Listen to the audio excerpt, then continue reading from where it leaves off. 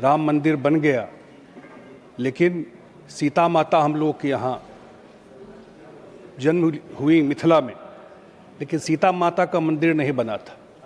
अब सरकार के द्वारा, बिहार सरकार के द्वारा सीता माता का मंदिर भी और वहाँ पूरा एक डेवलपमेंट पर्यटन को दृष्टि में रख करके बनाया जा रहा है।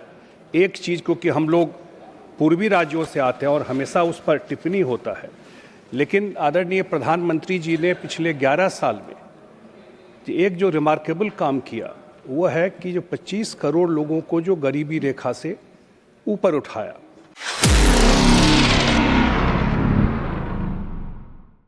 राष्ट्रपति जी का यह अभिभाषण केवल बीते वर्ष की उपलब्धियां ही नहीं, उसका लेखा जोखा नहीं था, बल्कि यह विकसित भारत की 2047 की स्पष्ट, ठोस और आत्मविश्वास से भरा हुआ रूपरेखा भी इस अभिभाषण में था।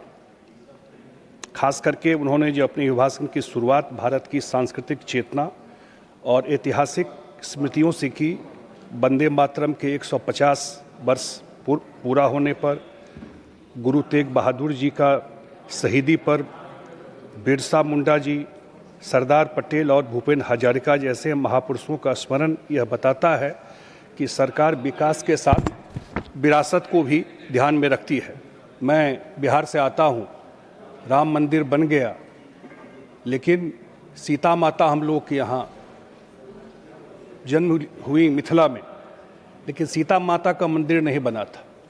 अब सरकार के द्वारा, बिहार सरकार के द्वारा सीता माता का मंदिर भी और वहाँ पूरा एक डेवलपमेंट पर्यटन को दृष्टि में रख करके बनाया जा रहा है।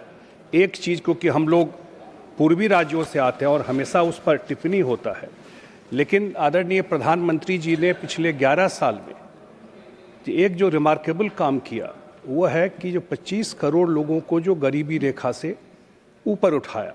जब भी हम लोगों का जितना बड़ा है, जो इकोनॉमी का जो टैरिफ, ट्रम्प टैरिफ जिसकी बात होती है, और जो ग्लोबल स्थिति है उसमें जो इकोनॉमी, जो अभी इकोनॉमिक सर्वे आया और उसमें भी जो दिया कि 7% ग्रोथ इंडिया का प्रोजेक्टेड है, तो ये सारी चीज़ें कहीं न कहीं गरीबी को भी एड्रेस करती है।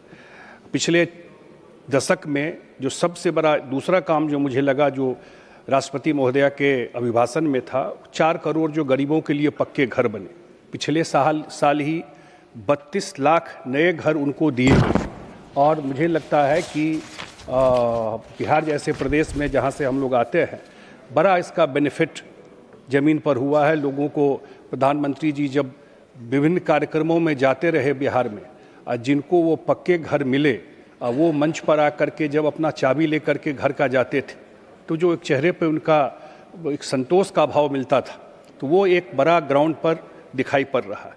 एक जो हम लोग देखते हैं, इतना बड़ा फाइनेंशियल इंक्लूजन डीबीटी में हुआ, डायरेक्ट बेनिफिट ट्रांसफ़र जो है, और बड़े स्केल पर लगभग 56 लाख अकाउंट, 56 लाख करोड़ अकाउंट खोला गया है पिछले जब से ये शुरू हुआ, और उसमें 50% से ज़्यादा महिलाओं का बैंक अकाउंट है।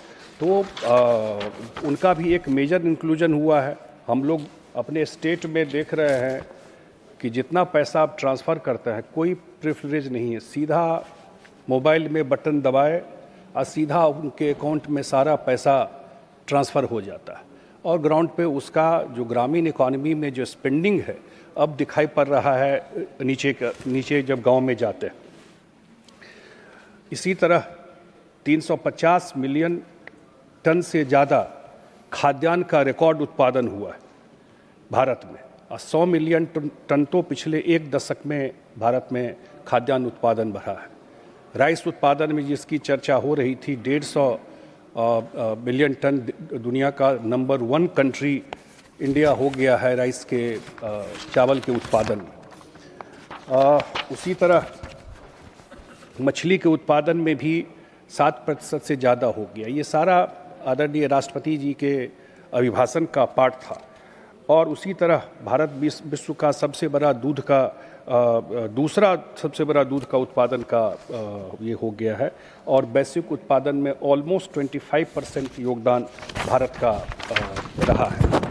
एक सेक्टर जो है जो बहुत बड़ा चेंज जब इन पे दिखाई पड़ रहा है, वो भारत विश्व का दूसरा सबसे बड़ा मोबाइल फ़ोन उत्पादक देश बन गया। मोबाइल फ़ोन बनाने में अभी दुनिया में चाइना के बाद सबसे बड़ा देश भारत हो गया। देश में जितना मोबाइल हम लोग यूज करते हैं उसमें 99% इस देश का बनाया हुआ मोबाइल है, और ये पिछले 10 साल की कहानी।